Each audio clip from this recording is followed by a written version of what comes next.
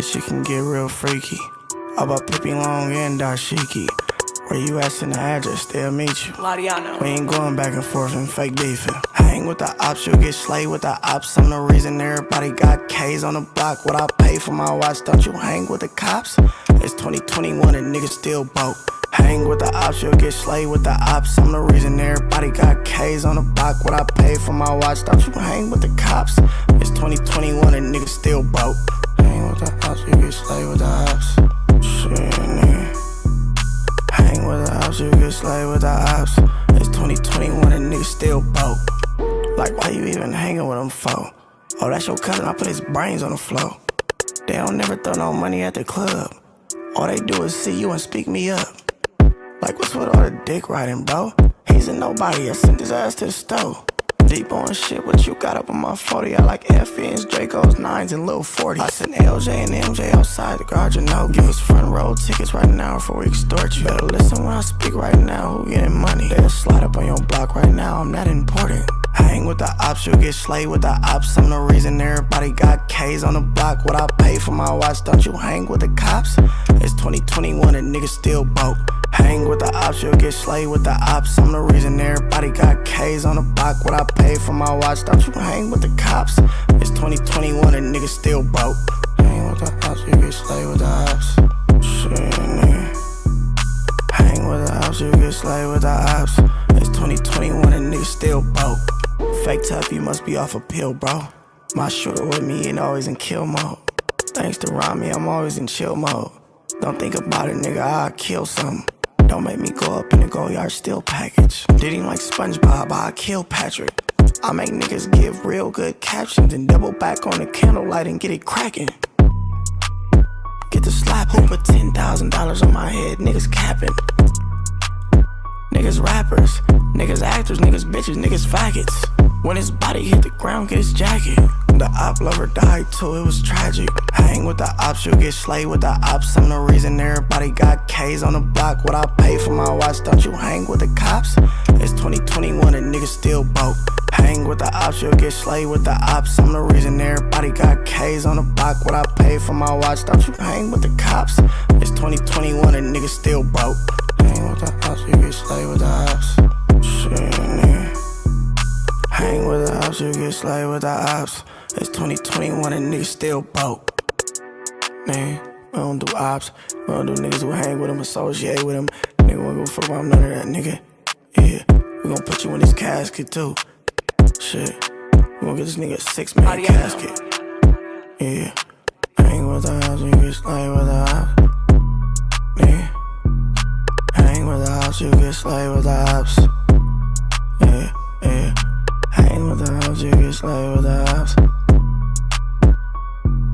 Hang with the ops, you get slayed with the ops. It's 2021 and niggas still broke.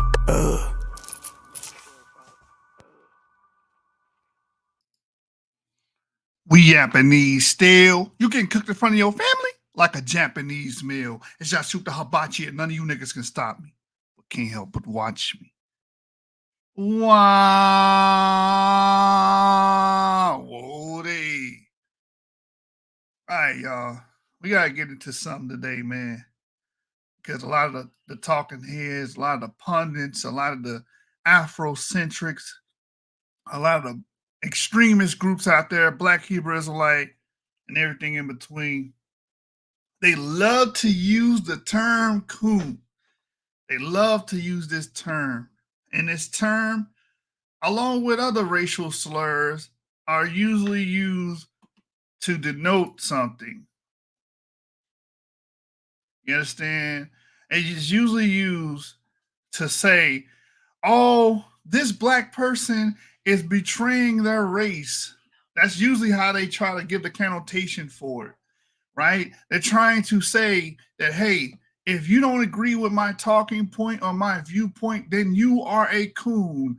If you agree with interracial marriage, then you are a coon. If you agree in supporting white people in any endeavor, it could be politics, it can be sports, it can be in any field, they're going to label you as a coon. Why?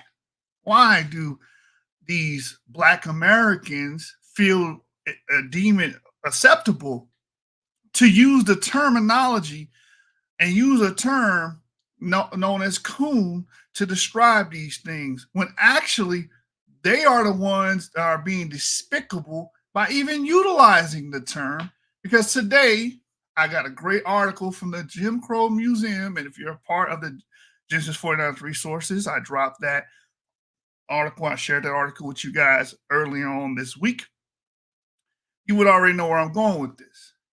And every time I hear someone say this on social media or use these terms, like with Umar Johnson trying to call Gayle King or anybody else, Shannon Sharp and Stephen A. Smith, trying to call those people coons in their support of Caitlin Clark, the upliftment of Caitlin Clark, then you have to say, this is how you know who's the real racist.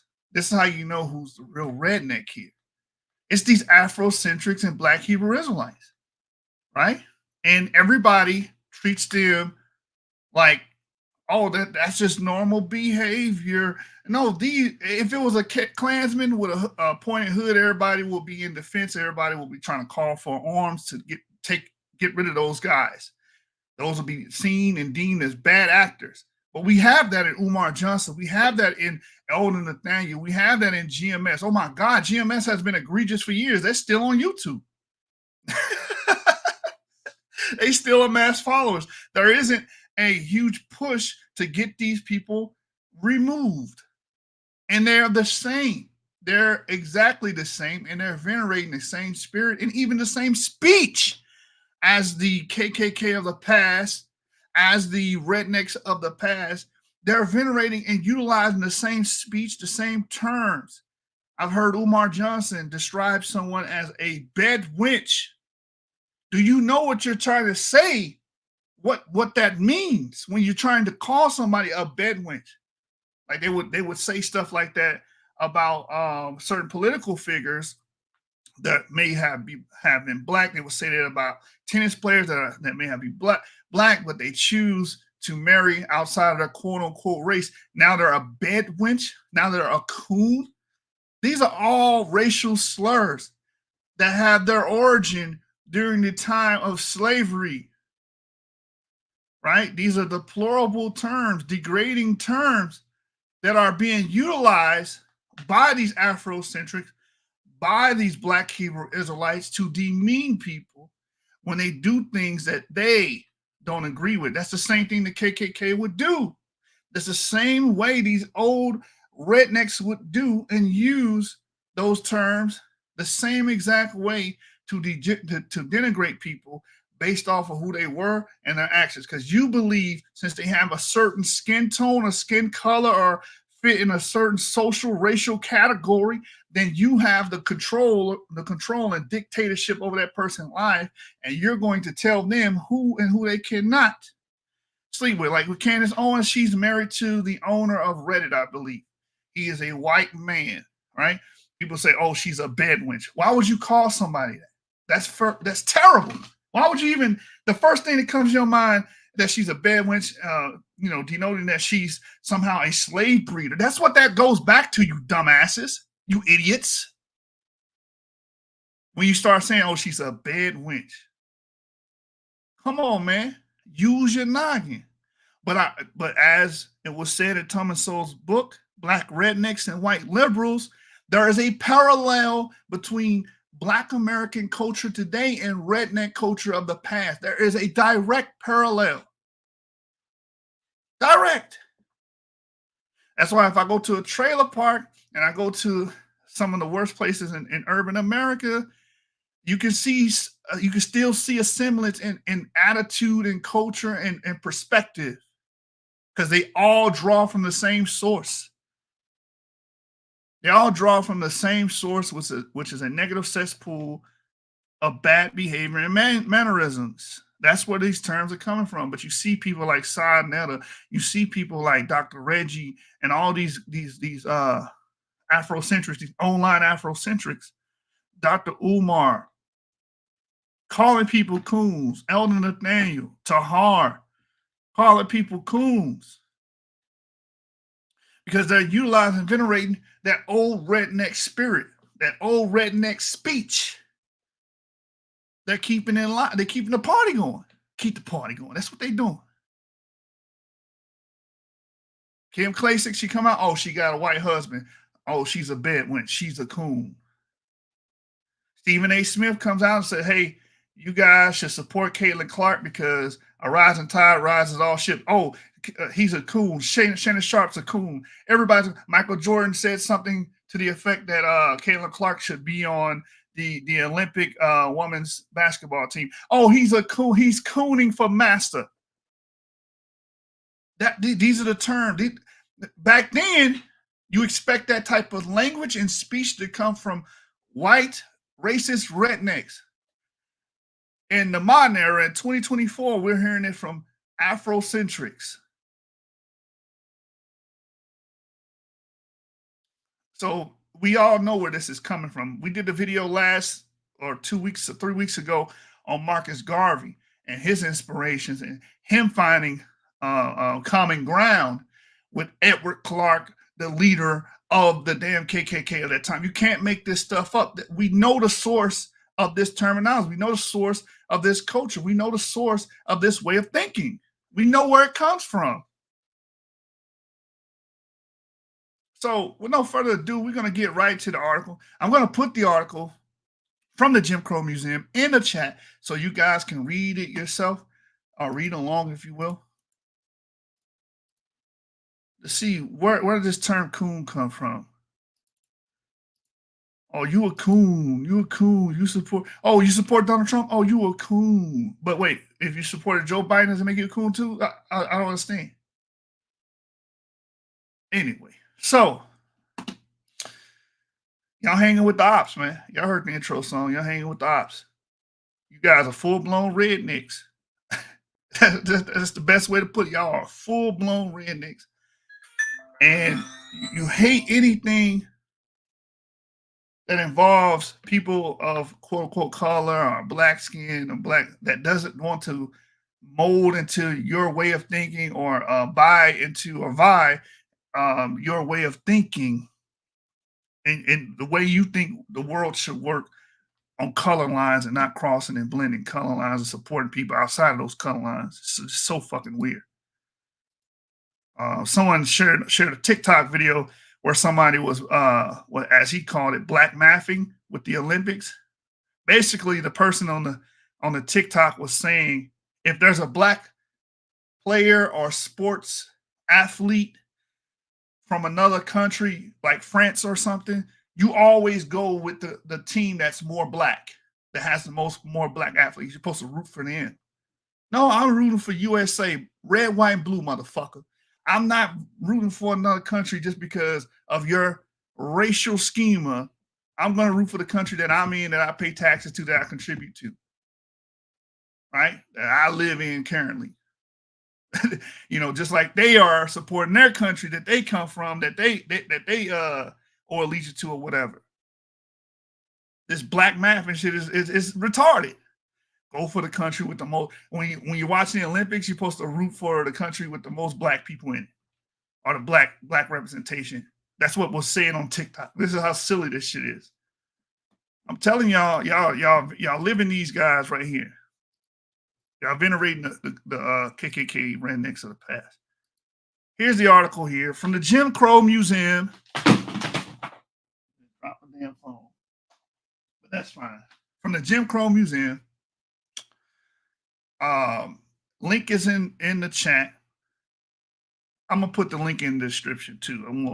I want people to have this source here. So as you can see to the left, you got some imagery here of the Coon character. And you can see some song lyrics, Masters in the Cold, Cold Ground. You got, sidebar, you got people saying the word master is somehow Hebrew now. I was taught that at IOICO, the word master really means oppressed and all this other stuff. That's weird too. It means master. It's the bastardization of master. But anyway, the Coon caricature is one of the most insulting of all anti-black caricatures. I just want to stop right there. We just read that first line. This term has been used by Afrocentrics. This term is being used, and again, they're using it against other black people. They claim to be so pro-black, but they're using this as a demeaning term, a denigrating term towards black Americans. Serena Williams, I heard people call Serena Williams a coon because she found love and married a white man. So she's a coon. Oh, you're a race traitor. Who's a real race traitor when you're using redneck terminology against black Americans? That's what I'm saying. These Afrocentrics and black Hebrew Israelites are some of the most openly racist groups in America. Keyword openly. They go on radio stations. They're all over YouTube. They're all over social media promulgating and promoting their race filth. They're allowed to be openly racist, and not only openly racist towards other quote unquote racial groups outside of black Americans, towards black Americans. Telling them that you're a coon, that you're this, that, and the third, you're a bed wench. You clapping your cheeks for master. I heard that on a Clubhouse. You clapping your cheeks for the white man. All type of racial slurs coming from the woodworks, coming from black Americans. And it's hard for y'all to swallow the pill, right? You know, because you got the blue pill community, the red pill community, the black pill community. I've already told you guys, a lot of you guys are part of the Ritalin pill community because a lot of this behavior should be deemed as slow, right? And it's hard for y'all to acknowledge that there's so many openly racist people coming from this Afrocentric Black Hebrew Israelite movement because it's hard for you to judge and cast stones towards a group that you feel like you belong to. It's okay when we bring up the Somalians and how openly racist they are, especially on social media. But when we bring this up, we touch it a little too close to home. And nobody wants to hear it. But they will sit up and put up with Dr. Umar calling other black Americans coons, calling black Americans bed wenches. Again, let me read the top sentence again. The coon caricature is one of the most insulting of all anti-black caricatures.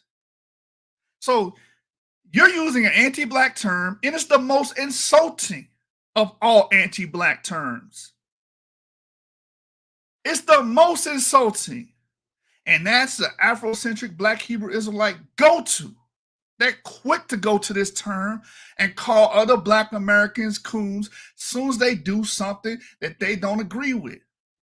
Or they go against these imaginary race rules that they got in their head that they got from the same people that used the term coon in the first place. That's where they got it from. Oh, this person went out, Dave Chappelle, he a coon. He married people of East Asian origin. He married a woman of East Asian background. He's a coon. He's a race traitor. But you yourself are using the most insulting of all anti-black caricatures in the term coon. How ironic. I swear, I told the group that, hey, I feel like we in a Netflix special, comedy special. I feel like we in a big-ass sitcom. This can't be real life. We got to be in a sitcom, man. This is comical. Someone trying to denote or connotate that someone else is anti-black while using anti-black terminology. And not just any anti-black terminology, one of the most insulting of all the anti-black caricatures. Now, let's keep reading. The name itself, an abbreviation of raccoon, is dehumanizing. So you're using a term that is one of the most insulting of anti-black characters, and the name itself, the abbreviation raccoon, is dehumanizing. Why? Because they're comparing you to a damn animal. And again, I'm not likely to be called this by a random white person. I'm more likely to be called this by some random black person. Why? Because they believe in the racialized schema that we all should have a hive mind and they should be able to control you based on the complexion of your skin or social category that you are put in. So they think they got some say or some sway. It reminds me of Whack 100, if you guys are familiar with him, and his dealings with, I think, Game. How him and he got introduced to Game and he was able to do business with him. Basically said that's a Pyru right there. Can't nobody tell me what to do, and if I can't conduct business with a Pyru, right? That's how people treat the word black or people in the black community or African American. They think that they got sway and say over whatever they do and actions they do. Newsflash, you don't have control over anybody but your damn self, and you're doing a bad job at that. You're doing a terrible job at that. I just watched one of those economy videos on YouTube where the brother sits down with several people and someone in the same city as me, a female. She got on there explaining her expenses and explaining her finances, and she went to school for dance. You understand? Graduated community college for dance, and she's not making no money. She's losing money. She making 500, losing 2,000. Right? These are the type of people that these are the type of people, that think that they got say and sway over other people, and you ain't had no control over your own goddamn life. You're not even doing the right things in your life. You got complete autonomy over what you do, and you can't make the right decisions. What makes you think you could tell somebody else based on skin color what the hell they can and cannot do? You got too many thought police, the race police, roaming social media trying to tell other groups of people what they can and cannot do. There was somebody that messaged a group that I belong to on Facebook saying, "Hey, I'm thinking about dating this white girl, but I'm studying under these Hebrews. What should I do?" I'm like, dude, those other dudes don't gotta sleep with that woman. They ain't gotta like that woman. That's a personal decision. These are personal acts. That's something you gotta live with. So if you want to be with that white woman, go ahead and be with her. You shouldn't be looking for the okay from a random group of motherfuckers you ain't probably never met in your life on the internet. There are a bunch of emulations of Ku Klux Klan culture. That's all they are. They're perpetuating Ku Klux Klan culture of the past, redneck culture of the past. And you're looking for their approval? You're looking for them? You want the head nod from those bastards? Are you insane? But somebody got to tell them, man. Who you lie down with, who you choose to be with, who you choose to have a relationship with, that is a personal matter. That's not a race matter. But the people online probably streaming at the top of their lungs, yes, it is. Yes, I should be able to say it. No, you ain't got no goddamn say over somebody else's autonomy. And this is why so many of these groups lean left. This is why so many of these groups are pro-communist, pro-socialist, because they believe in the idea of coercion, that people should be forced into doing things instead of organically doing things. And this is why they resort to these terms like coon, you're a coon, you're a coon. Because they want to be able to force people with a hammer to be in this little racial cult that they're in. It says the name itself is an abbreviation of raccoon, which is dehumanizing. So this term that Dr. Umar throws out, that Sonetted him and company like to throw out, Black Hebrew Israelites from Elder Nathaniel all the way to Sakari members like to throw out, calling people coons. I think I even heard Garfield even use this terminology. The term that you're using is dehumanizing, one, because you're comparing them to an animal, and it's one of the most insulting of all anti-Black caricatures. It says, as with Sambo, the coon was portrayed as lazy, easily frightened, chronically idle, inarticulate buffoon. And here's another level of irony, because you're trying to call someone else that you're trying to call somebody like Serena Williams a coon. Is anything about her lazy, easily frightened, chronically idle, or inarticulate? No, none of these things fit her. The irony is the person that's probably levying this charge is probably a fucking lazy person. We deal with this all the damn time about the indolence of someone. A lot of people blame other groups, other people on their failures when really it's the indolence of that person, the lack of motivation to get up and go get things achieved. You're okay with being mid. You don't care about getting up and trying to get to the next level. You let things fall to the wayside. But you want to call somebody else this term. Easily frightened, don't want to take, well, I can easily say, don't want to take ownership and leadership roles of your own goddamn life. Chronically idle, again, goes into indolence. Inarticulate buffoon. These are the terms. This is what was meant by when you call someone a coon. This is the character. This is what it was denoting back then, and this is what you're trying to bring to the table now. And the irony of ironies here. This is a paradox. I'm telling you, we must be in a Netflix special in an alternate universe somewhere, and it's a comedy because this is comical that someone like Umar would try to tell somebody else they're a coon. Or somebody from the Sarnetta show, we know you got scammers coming from there. And those are some of the most indolent people. That's why they scamming. Because they don't want to work and achieve and earn. They want to steal and deprive people of their hard-earned money. The coon differed from the Sambo in subtle but important ways. Sambo was depicted as a perpetual child, not capable of living as an independent adult. The coon acted childish, but he was an adult, albeit a good for a little adult. Sambo was portrayed as a loyal and contented servant. And indeed, Sambo was offered as a defense for slavery and segregation. How bad could these institutions have been, asked the racialists. Many of you guys are racialists. Let's look up that term real quick before we finish this. Racialist. Definition. No, I want racialist.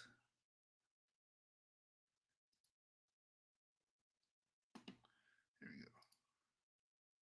So racialist, as in racist, a person who believes that one race is superior to others. That's one term. I want a wider one. But y'all get the gist. Got a lot of people that are racialists in the Afrocentric and the Black Hebrew Israelite spectrum. It says, how bad could these institutions have been, asked the racialist, if Black people were contented, even happy, being servants? The coon, although he often worked as a servant, was not happy with his status. He was simply too lazy or too cynical to attempt to change his lowly position. Remember, this term coon and lazy became synonymous, right? Also, by the 1900s, Sambo was etiquette, whereas coons were increasingly identified with young, urban Black people who disrespected white people. And that's the irony, because now the term is used to say, oh, you love white people. Oh my God. The term is, now they twisted morph this damn thing so much. Now they try to use this term that was used as a disrespect towards urban Black people who disrespected white people for saying that, oh, coon is somebody who loves Black people. You see I'm telling you, bro, we gotta be in a Netflix special. We gotta be. There's gotta be somewhere somebody laughing their ass off in another universe somewhere. Probably Run Dalton with the Serious B stuff. Somebody in the Serious B area. They're watching on their little Netflix account, laughing at what's happening here on the planet Earth. This is insane. The term was increasingly identified with young urban Black people who disrespected white people. But when you hear Dr. Umar calling Stephen A. Smith and Shannon Sharp and all these other guys, LeBron and all these other guys, coons for supporting Caitlin Clark. Wait a minute, what are we doing here? What are we doing here?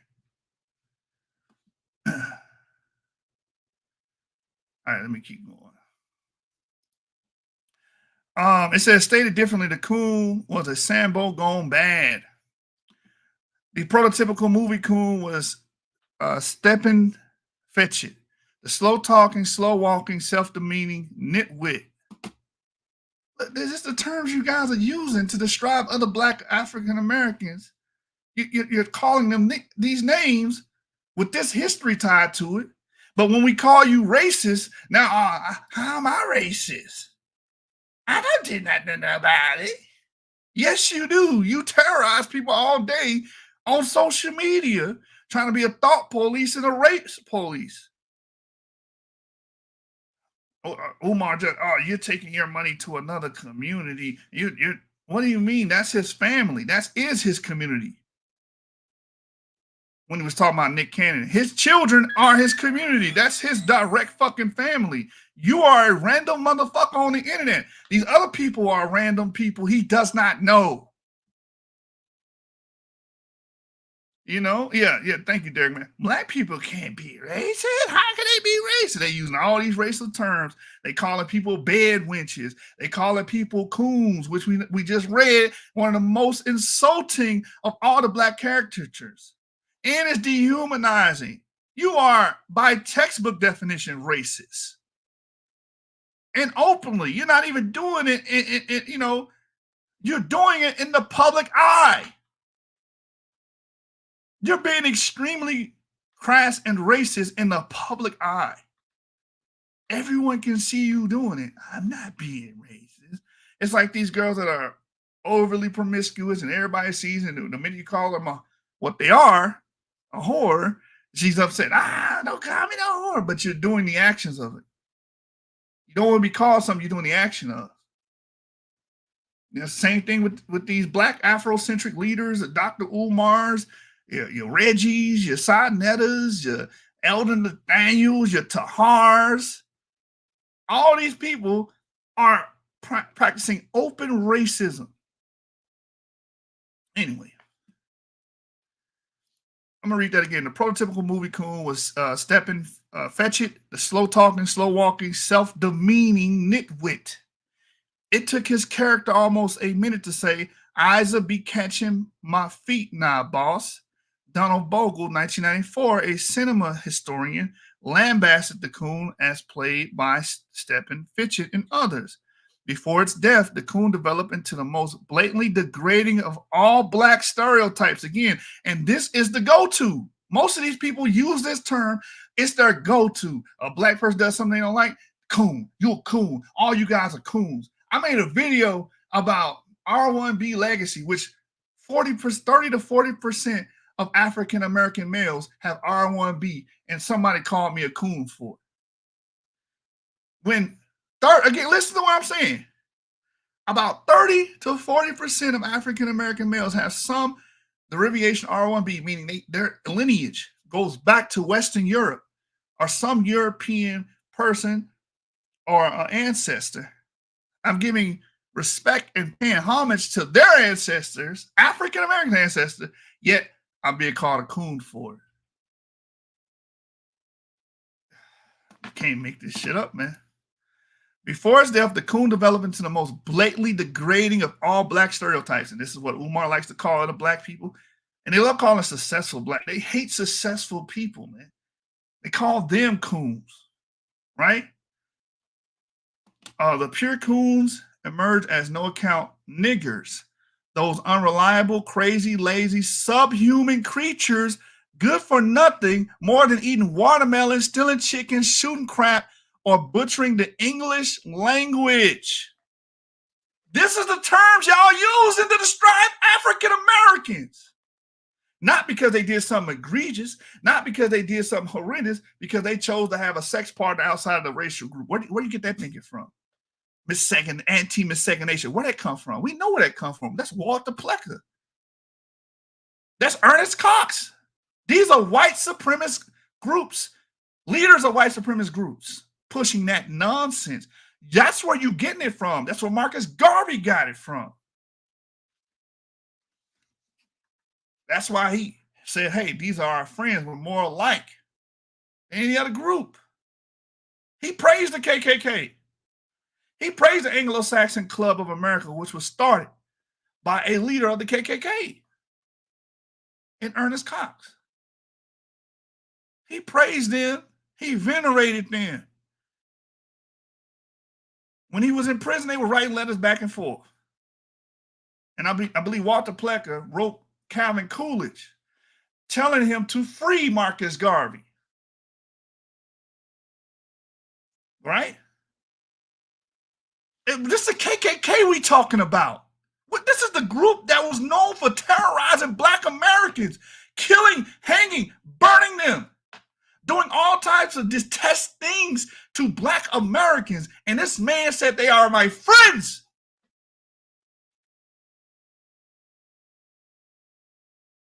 How low do you have to stoop to be an Afrocentric or a Black Hebrew Israelite? How low?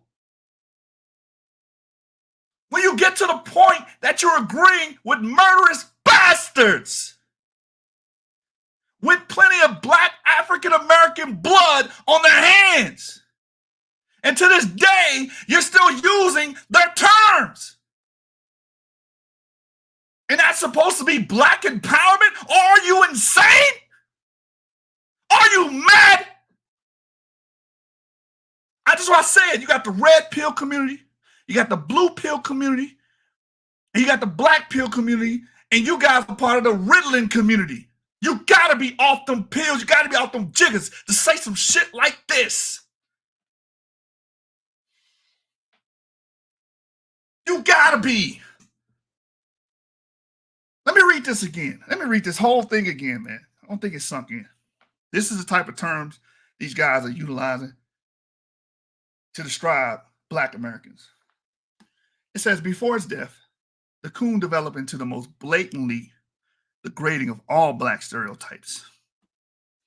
The pure Coons emerged as no account niggers, those unreliable, crazy, lazy, subhuman creatures, good for nothing more than eating watermelons, stealing chickens, shooting crap, or butchering the English language. And the irony of ironies here is the reason why you had, this is mostly a Southern Black thing, the reason why they were like this is because they absorbed the culture of rednecks. I'm gonna show you this real quick. I've already dealt with this in the past, in prior videos. I believe we read the whole chapter dealing with this. Let's deal with it again.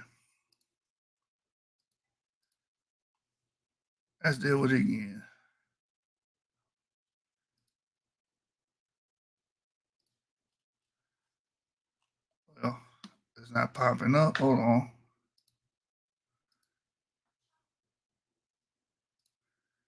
Gotta give me a minute here.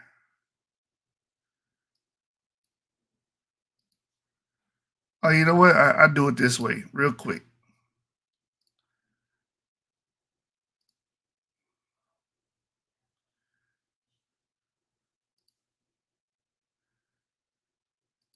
All right, so y'all see that, right? Can y'all see this on the screen? Let me see, make sure. It's not sharing my screen. Hey, type a 1 in the chat if y'all can see Black rednecks and white liberals on your screen. Type a 1. If not, I'll move on. I don't know why it's not popping up. Let me try this. Stop stream, present, share screen. Oh, you saw it. Okay. Entire screen. Let's try that. All right. So y'all see it, right? Black rednecks and white liberals. Now watch. What we just read, what Coon meant, someone lazy, very low-life individuals, what they describe a Coon, right? This is Black Rednecks and White Liberals by Thomas Sowell. We're on page 13. And it starts off with a quote. This is the beginning of the book right here. These people are creating a terrible problem in our cities. They can't or won't hold a job. Remember that indolence, laziness that they try to associate with Black Americans, right? They flout the law constantly and neglect their children. They drink too much and their moral standards would shame an alley cat.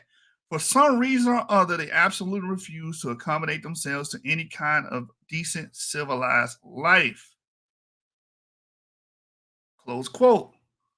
Now, who is this talking about? This was said in 1956 in Indianapolis, not about blacks or other minorities, but about poor whites from the South. Nor was Indianapolis unique in this respect. A 1951 survey in Detroit found that white Southerners living there were considered undesirable by 21% of those surveyed, compared to 13% who ranked blacks the same way. In the 1940s, a Chicago employer said, frankly, open quote, I told the guard at the plant gate to tell the hillbillies that there were no openings, close quote. When the poor whites from the South moved into northern cities to work in war plants during the Second World War, open quote, occasionally a white Southerner would find that a flat or furnished room had just been rented when the landlord heard his Southern accent, close quote. More is involved here than mere parallels between blacks and Southern whites. What is involved is a common subculture that goes back for centuries, which has encompassed everything from the ways of talking to attitudes towards education, violence, and sex, and which originated not in the South, but in those parts of the British Isles from which white Southerners came. That culture long ago died out where it originated in Britain while surviving in the American South.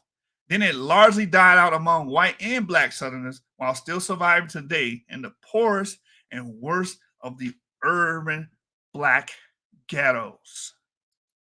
So, these caricatures, these descriptions, these adjectives they were using to describe black people actually will be describing hillbillies and white Southerners. Why is that important? Because these hillbillies and white Southerners of the past were these people calling other people coons when they fit the damn bill. Why is that ironic? Because now we see that today. But now instead of these hillbillies and rednecks primarily doing it, it's these Afrocentric leaders primarily doing it and using this language. Watch this. Let's go back. Let me read that again. Before his death, the coon developed into the most blatantly degrading of all black stereotypes. The pure coons emerged as no-account niggers, those unreliable, crazy, lazy, subhuman creatures, good for nothing more than eating watermelon, stealing chicken, shooting crap, or butchering the English language. Even the butchering the English language part, Southern redneck Americans, which came from those parts of the British Isles. That's why we say things like chitlins. That comes from Britain. You know, that comes from a particular area of Britain as well. They're learning and emulating this with Southern white rednecks. So if you want to complain about anything, complain about the source. And secondly, now you got these people that are emulating the rednecks and using this term that we just read as one of the most blatantly degrading of all black stereotypes.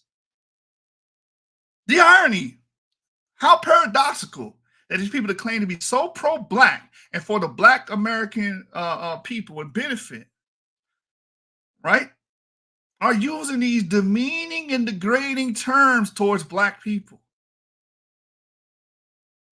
The Coon character was born during American slavery.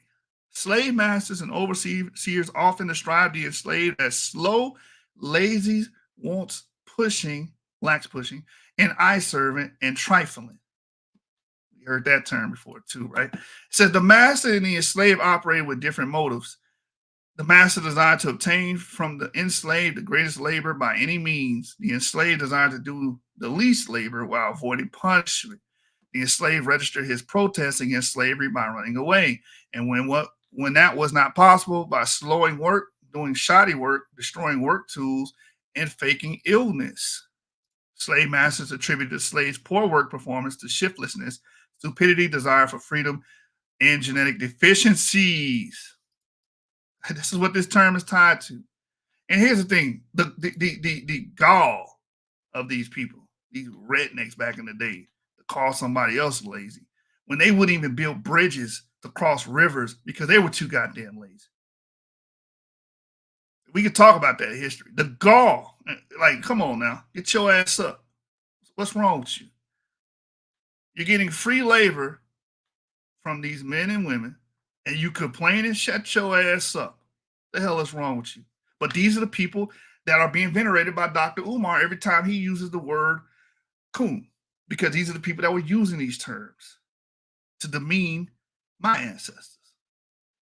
And of course, they're gonna do just the minimum requirement, because they're doing it for free. God damn it, they're doing it against their will.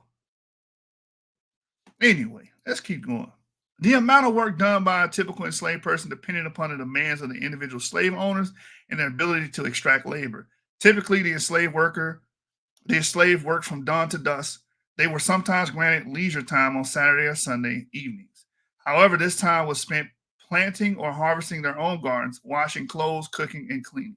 A slave owner wrote, open quote, I always give them half of each Saturday and often the whole day, at which time the women do their household work. Therefore, they are never idle, close quote.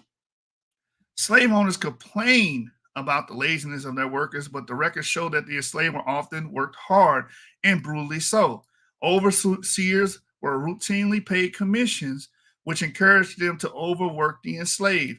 On a North Carolina plantation, an overseer claimed that he was a whole hog man, rain or shine, close quote, and boasted that the enslaved had been worked like horses. He added, I'd rather be dead than be a nigger on one of these big plantations. After the closing of the African slave trade, the prices of slaves went up, thereby causing some slave owners and their hired overseers to be more careful in their use of the enslaved. The time had been, wrote one slave owner, that the farmer could kill up and wear out one Negro to buy another. But it is not so now. Negroes are too high in proportion to the price of cotton, and it behooves those who own them to make them last as long as possible, close quote. The enslaved are generally associated with the harvest of cotton. However, enslaved people worked in many industries. Almost every railroad in the antebellum South was built in part by slave labor. The enslaved worked in sawmills, fisheries, gold mines, and salt mines. The reason why people always go to cotton, because that's what's been popularized in movies, media, even in school. We never talk about the other industries, right? It says they were used as deckhands on riverboats. They were enslaved lumberjacks, construction workers, longshoremen, iron workers, and even store clerks. The enslaved monopolized the domestic services. Real sidebar, y'all called Florida racist when they brought up that some slaves used some of these skills to their own personal benefit, and y'all tried to run with the CNN narrative. But this basically is what it's talking about. These lazy mofos of the past in Southern America, these lazy motherfuckers allowed the slave population to monopolize the domestic services. So after they got freed, you didn't have enough white people that were able to do these things. Black people could. And that's why they came up with all these damn laws and stuff to limit and deprive Black Americans, because they knew that they had all the skills, meaning they would have all of the wealth creation. So they had to stop that. That's why our biggest sin in America outside of slavery itself is the fact that they allowed the southern states and the congressmen after the Civil War to come back into the House of Representatives and govern. That was the worst mistake. What the hell wrong with y'all? But then again, Abraham Lincoln get assassinated. You had a Democrat come in. It's a whole history to that. That we'll spend hours talking about that. But anyway, some enslaved people worked as skilled artisans. For example, shoemakers, blacksmiths, carpenters, mechanics, and barbers. These artisans were generally treated better than the enslaved in the cotton and tobacco fields. Therefore, it is not surprising that the artisans did better work. They included many ingenious mechanics, claimed a white colonial Georgian. And as far as they have had opportunity of being instructed, have discovered as good abilities as are usually found among white people of our colony, close quote. Again, y'all called the whole state of Florida education system racist because they made this same similar claim here. It said the supporters of slavery claimed that Black people were a childlike people unequipped for freedom. Pro-slavers acknowledged that some slave masters were cruel, but they argued that most were benevolent, kind-hearted capitalists who civilized and improved their docile blackwards. Yeah, right. Anyway, from radical Reconstruction to World War I, there was a national nostalgia for the good old darkies who loved their masters and, according to the pro-slavers, rejected or only reluctantly accepted emancipation. Yeah, you know what's funny about that? Real quick sidebar on this whole slave gist right here. Yeah, ask the opinion of the person holding the slaves. Should the slaves be free? That's what they're doing.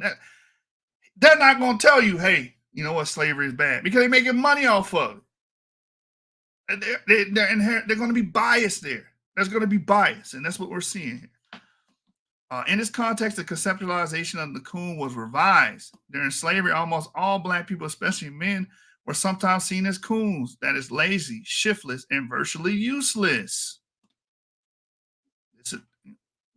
This your man's? Like, they're going to use these terms. It's cool for them to use it, right? But this is the history and origin of it.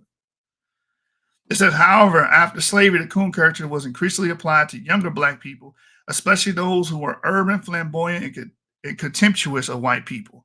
And again, that's why I say we must be in a Netflix special, because the way Umar and them use it is whenever someone shows love, admiration towards another racial group, like if they want to have a sex interest with them, marriage interest with them, just vote for a president or something, or just, big up anything, quote unquote, white, they're automatically a coon. But again, as we can see in the late 19th century, it was used against people that hated white people. So y'all make that make sense. Very paradoxical stuff here.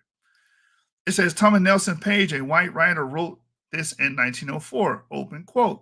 Universally, they, white Southerners, will tell you that while the old-time Negroes were industrious, saving, and when not misled, well-behaved, kindly, respectful, and self-respecting, and while the remnant of them who remain still retain generally these characteristics, the new issue, for the most part, are lazy, thriftless, intemperate, and solid, dishonest, and without the most rudimentary elements of morality. Universally, they report a general depravity and retrogression of the Negroes at large, and sections which they are left to themselves, closely resembling a reversion to barbarism. Close quote. This is a term y'all like to use. This is what y'all want to use to describe other Black Americans. At the beginning of the 1900s, many white people supported the implementation of Jim Crow laws and etiquette. They believed that Black people were genetically, therefore, permanently inferior to white people. Yeah, this is the eugenics movement. That movement that Marcus Garvey co-signed. It says Black people were, they argue, hedonistic children, irresponsible and left to their own plans, destined for idleness or worse. It was not common for white people to distinguish between niggers, coons and bucks, and Negroes, toms, sambos, and mammies, and they preferred the latter. Racial caricatures are undergirded by stereotypes, and the stereotyping of Black people as coons continued throughout the 20th century. The pioneer study of the racial and ethnic stereotyping in the United States was conducted in 1933 by Daniel Katz and Kenneth Briley, two social scientists. They questioned 100 Princeton University undergraduates regarding the prevailing stereotypes of racial and ethnic groups. Their research concluded that Black people were consistently described as superstitious, happy-go-lucky, and lazy. The respondents had these views even though they had little or no contact with Black people. It's almost real, to bring it up to modern times, it's almost that Black voter ID thing that was going on in Atlanta and Georgia. They were saying, oh, you had these people that was in Princeton, that was in these Ivy League schools saying, oh, we all know Black people can't even, drive and go get a ID. They don't have resources to even obtain an ID. And then they actually went to these urban areas and basically posed a question to random Black Americans. Hey, are you able to get ID? Do you have an ID? Yeah, I got my ID. Everybody say, yeah. Can you drive? Yeah, I can drive. I got my driver's license. So these lily white folks living, outside of these urban areas, never really interact with these people, are claiming that they're unable or inept. They don't possess the acumen or knowledge and know-how to get something as simple as a driver license or ID. You see how demeaning and degrading that is. But again, these are the type of terms, these are the type of people that are being venerated by these quote unquote pro-black, Afrocentric, and Hebrew Israelites. It says this study was repeated in 1951 and the negative stereotyping of black people persisted. The civil rights movement improved white people's attitude towards black people, but a sizable minority of white people still hold traditional racist views of black people. An early 1990 study conducted by the National Opinion Research Center found that the majority of the white, Hispanic, and other non-black respondents displayed negative attitudes towards black people. For example, 78% said that black people were more likely than white people to prefer to live off welfare and less likely to prefer to be self-supporting. Further, 62% said black people were more likely to be lazy. 56% said black people who were violence prone. Now, I want to stick right here real quick. This makes no damn sense for anybody to say. And I'm going to tell you why. When you look at the amount of people that commit crimes, yes, there is a high amount, alarming rate of black Americans committing crime percentage-wise, but there's 50 million of us. And if you do the numbers, if you look up right now, how many black Americans are currently incarcerated? That's not even just doing violent crime. That's everything. There's about 500,000. Now that's alarmingly high, but 500,000 out of 50%, you can barely get 10%. So what about the other 90%? The 10% doesn't speak for the 90% of African Americans. Is the point. There's 50 million of us. So no, we're not all violence prone. All these damn racial stereotypes. No, we're not all lazy. No, we're not all poor either. There are black suburban areas that are doing greater and better economically than their white counterparts, like in DeSoto. For a long time, that was true in DeSoto, Texas. So a lot of these things are just carryovers from the old American, South American, Southern states attitude and culture, redneck attitude and culture, and clan culture. It says, and 50% said that black people were less intelligent than white people. Stated differently, the Coon character is still being applied to black people. Martin Gillids, 1999, a Yale University political scientist, argued that many white Americans believe that black people receive welfare benefits more often than do white people, that's also not true. There are more white people on welfare because there's more of them. This is a very simple math problem here. And this is somebody that's collegiate bringing this up, which is, alarming. It says, in that the centuries-old stereotype of blacks as lazy remains credible for a large number of white Americans. He claimed that the opposition to welfare programs results from misinformation and racism, with white people assuming that their tax money is being used to support lazy black people. Gillis blames in part the media. Open quote, pictures of poor blacks are abundant when poverty is coverage is most negative, while pictures of non-blacks dominate the more sympathetic coverage. The Coon character was one of the stock characters among minstrel performers. Minstrel show audiences laughed at the slow-talking fool who avoided work and all adult responsibilities. This transformed the Coon into a comic figure. Real quick, people try to use this word for some successful person that has built an empire, built money. That lazy ain't a part of their vocabulary. I don't know. And usually the people that are using that term are actually indolent, actually lazy, actually shiftless, actually don't go out and pursue any damn thing. Don't take care of their own family. You want to talk about somebody else that got, how many kids Nick Cannon got? 12 or whatever. He got his own 12 tribes. You understand? He take care of them. He can take care of them because he built an enterprise worth a lot of money. He can take care of it. You, on the other hand, that's trying to call him a coon, probably got 3 kids that you don't take care of. And you're trying to use this term that white people tried to use back then to say people are lazy and indolent and don't take care of their responsibilities, not adult-like. And you're more portraying that than the person that you're trying to call a coon. That's what I'm saying, man. This shit got to be a Netflix special somewhere in Sirius B or another universe some damn way. It says here, this transformed the Coon into a comic figure, a source of bitter and vulgar comic relief. He was sometimes renamed Zip Coon or Urban Coon. If the minstrel skit had an antebellum setting, the Coon was portrayed as a free black. If the skit setting post-dated slavery, he was portrayed as an urban black. He remained lazy and good for little, but the minstrel shows depicted him as a gaudy dressed dandy who puts on airs. Unlike Mammy and Sambo, Coon did not know his place. He thought he was as smart as white people. However, his frequent malapropism and distorted logic suggested that his attempt to compete intellectually with white people was pathetic. His use of bastardized English, again, this bastardized English comes from Southern whites, so it's kind of paradoxical for them to bring it up. His use of bastardized English delighted white audiences and reaffirmed the then commonly held belief that black people were inherently less intelligent.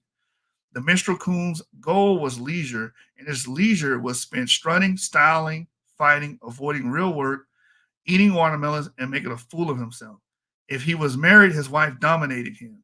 If he was single, he sought to please the flesh without entanglements.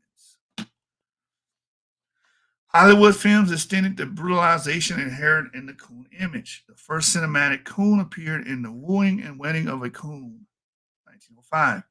A stupendously racist portrayal of two dim-witted and stuttering buffoons. Again, this is the term that these guys are using. Denigrating and very demeaning stuff here. This is pro-black people, people that care about black people, that I love all black people, and I'm here to support the betterment of the race. It's the term you use to call them. It says several notable slapstick Coon shorts were produced in 1910, 1911, including How Rastus Got His Turkey. He Stole It, and Chicken Thief. In the blackface comedy Coontown Suffragettes, a group of domineering mammies organized a movement to keep their good-for-nothing husbands at home. These early Coons laid the foundation for the great movie Coons of the 1930s and 1940s. In the 1929 Fox film Hearts and Dixie, Chloe is married to Gummy, a languid, shiftless husband whose misery and his feet prevents him from being of any earthly good as far as work is concerned. Although once away from his wife's eye, he can shuffle with the tirelessness and lanky abandon of a jumping jack. That was in 1976. Oh, no, that was 1929, but the quote comes from this book. Chloe dies of swamp fever and Gummy remarries. The new wife is portrayed as a shrew because she tries to force Gummy to work. This movie was a comedy, and most of the humor centered around Gummy's attempt to avoid work and his Coon dialogue, for example. I ain't asking you is you ain't. I is asking you is you is. The actor who played Gummy was Stephen Fetchit, the greatest Coon actor of all time. Stephen Fetchit was born Lincoln Theodore Perry on May 30th, 1892. A medicine show and vaudeville performer, he arrived in Hollywood in the 1920s. Perry claimed that he got the name Fetchit from a racehorse that won him money. However, he also told the interviewer that he came to Hollywood as a member of a comedy team known as Stephen Fetchit, and later adopted a variant of the name.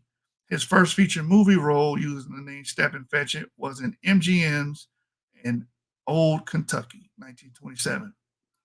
Whether as Gummy, Stephen Fetchit, or other names, he essentially performed the same role, the Arch Coon. Daniel J. Lee, 1976, a cinema historian, said this: Fetchit became identified in the popular imagination as a dialect-speaking, slump-shouldered, slack-jawed character who walked, talked, and apparently thought in slow motion. The Fetchit character overcame this lethargy only when he thought that a ghost or some nameless terror might be present. Then he moved very quickly indeed. Fetchit was the embodiment of the nitwit black man. As with the Zip Coon and Urban Coon, this old-fashioned Coon character could never correctly pronounce multi-syllabic words. He was portrayed as a dunce and a stand-up and cheer. He was tricked into thinking that a talking penguin was really Jimmy Durante. Fetchit, scratching his head, eye bulging, portrayed the Coon so realistically that white people thought they were seeing a real racial type. His Coon portrayal was aided by his appearance, according to Donald Bogle, a film historian. Open quote, his appearance too added to the caricature. He was tall and skinny and always had his head shaved completely bald. He invariably wore clothes that were too large for him and that looked as if they had been passed down from his white master. His grin was always very wide, his teeth very white, his eye very widened, his feet very large, his walk very slow, his dialect very broken. I believe here's a still frame shot of that character there, the actor there. Fetch's Coon character were racially demeaned and often verbally and even physically abused by white characters. In David Harum, 1934, he was traded to Will Rogers along with a horse. He was traded twice more in the movie. In the Judge Priest, Warsaw 4, 1934, he was pushed, shoved, and verbally berated by Will Rogers.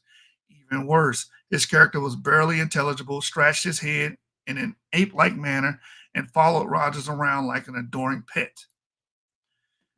In Black community, Stephen Fetching remains a synonym for bowing and scraping Black man. In 1970, he sued CBS unsuccessfully for $3 million, charging defamation of character for the way he was portrayed in television documentary Black History, Lost, Stolen, or Strayed, ruling 1968. Open quote, it was a step, he claimed, who elevated the Negro to the dignity of a Hollywood star. I made the Negro a first-class citizen all over the world, somebody it was all right to associate with. I opened all the theaters, close quote. That statement is hyperbole. However, Stephen Fetchit was a talented actor who added depth, albeit slight, to the movie Coon's portrayal. What is his legacy? He was the first Black actor to receive top billing in movies and one of the first millionaire Black actors. He spawned imitators, most notably Willie Best and Montan Moreland, the scared, wide-eyed manservant of Charlie Chan. In 1978, he was elected to the Black Filmmakers Hall of Fame, but he will always be remembered as the lazy, barely literate, self-demeaning white man's Black. He attempted a comeback in the 1950s, but it was unsuccessful. His Coon character then seemed merely embarrassing. In the late 1960s, he converted to the Black Muslim faith. In 1999, Fetch's name was again in the headlines. Star Wars Episode 1, The Phantom Menace, included a character named Jar Jar Binks. Critics claim that Jar Jar, a bumbling, dim-witted, amphibian-like character, spoke Caribbean, accented pidgin English, and had ears that suggested dreadlocks. Wearing bell-bottom pants and vests, Jar Jar looked like the latest in the Black cinematic stereotypes. Newspaper editorials and internet chat room discussion repeatedly invoked Stephen Fetch's name. For example, Joe Morgenstern of the Wall Street Journal described Jar Jar as a Rastafarian Stephen Fetchit on platform hooves, crossed annoyingly with Butterfly McQueen. This incident suggests that Fetch's legacy is to be remembered as a Coon character, lazy, bewildered, stammering, shuffling, and good for little except buffoonery. And again, that's the entire article. There you go. There you have it. So the next time you hear a Afrocentric or a Black Hebrew Israelite call another African American a coon, here's the denotation of that. Here's the history of that. The word they're choosing to use to describe people like Nick Cannon, LeBron, Shannon Sharp, Stephen A. Smith. The term they're using to describe these people is the most demeaning and insulting of all anti-Black caricatures. It's dehumanizing, has a very evil history. And it comes with the idea of race. And we always everything circles back to this because race is the idea that people have, features that are immutable, unchanging, that you inherit at birth.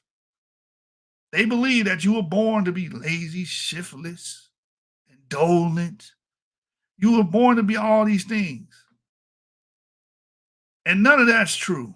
None of that's true. But who's holding on to those ideals and beliefs? Black Hebrew Israelites and Afrocentrics. Who's speaking and venerating the thoughts and speech of KKK racist slave owners and terrorists of the past? Afrocentrics and Black Hebrew Israelites. They're doing it openly. They're on the Breakfast Club. They're on all social media platforms. They're all over YouTube, pushing this filth, pushing this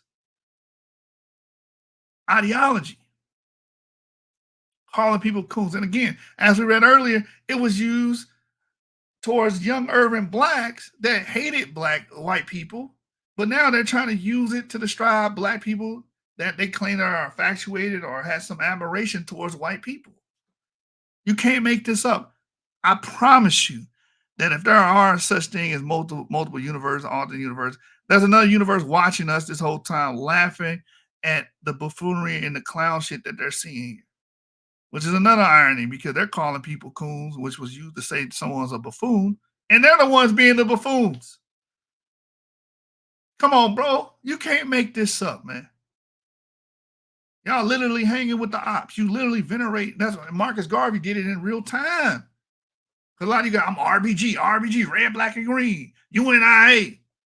It makes sense because Marcus Garvey was lockstep with the KKK. Marcus Garvey met with Edward Clark, the leader of the KKK during that time. Marcus Garvey went to a convention for the Anglo-Saxon Club of America, which was led by a member of the KKK, and Ernest Cox, sold his book, White America, which was very demeaning and degrading towards black people. He sold this book. I think he sold like 20,000 copies in one city alone.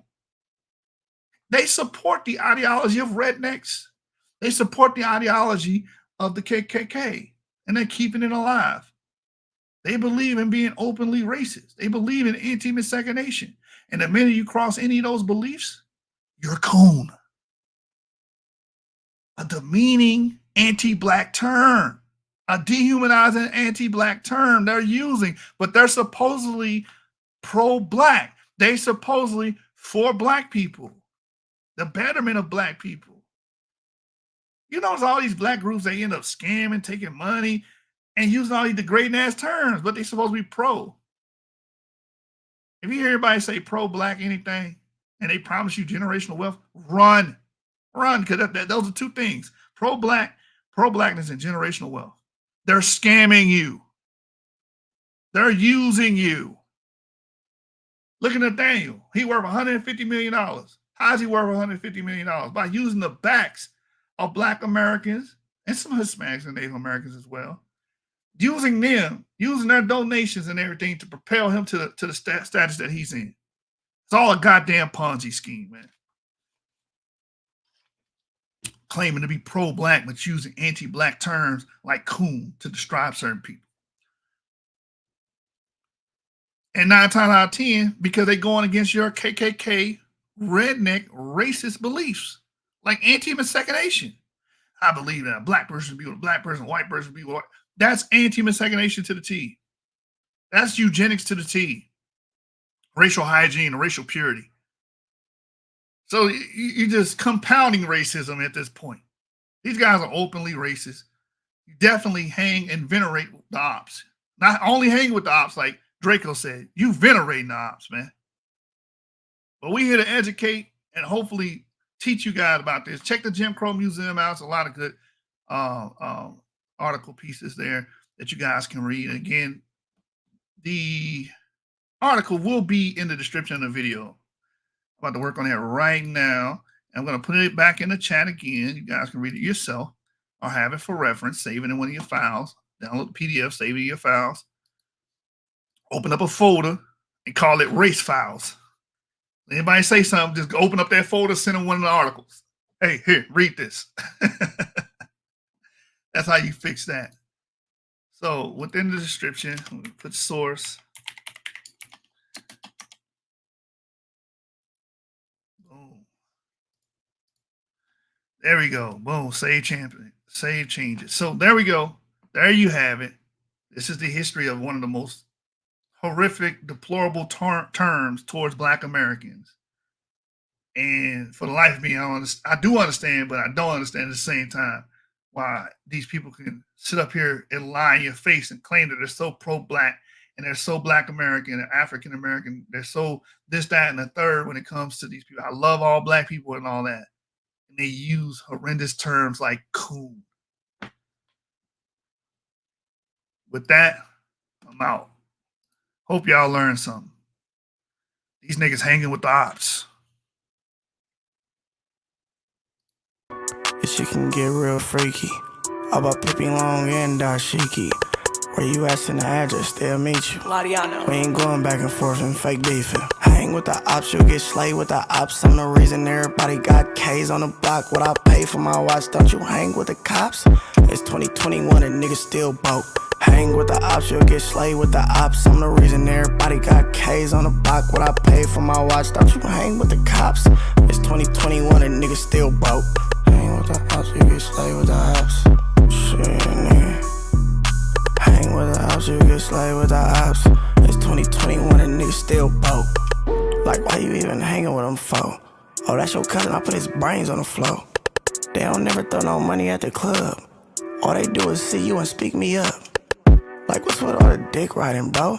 He's a nobody, I sent his ass to the stove.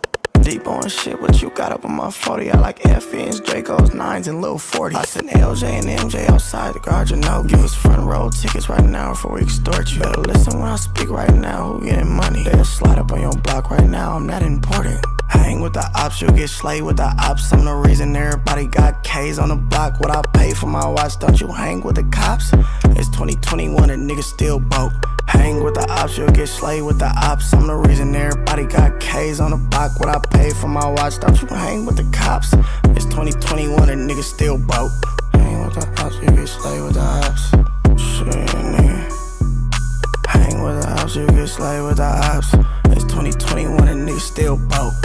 Fake tough, you must be off a pill, bro. My shooter with me ain't always in kill mode.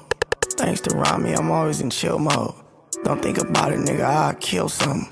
Don't make me go up in the go yard steel package. Did him like SpongeBob, I'll kill Patrick. I make niggas give real good captions and double back on the candlelight and get it cracking. Get the slap, who put $10,000 on my head, niggas capping. Niggas rappers, niggas actors, niggas bitches, niggas faggots. When his body hit the ground, get his jacket.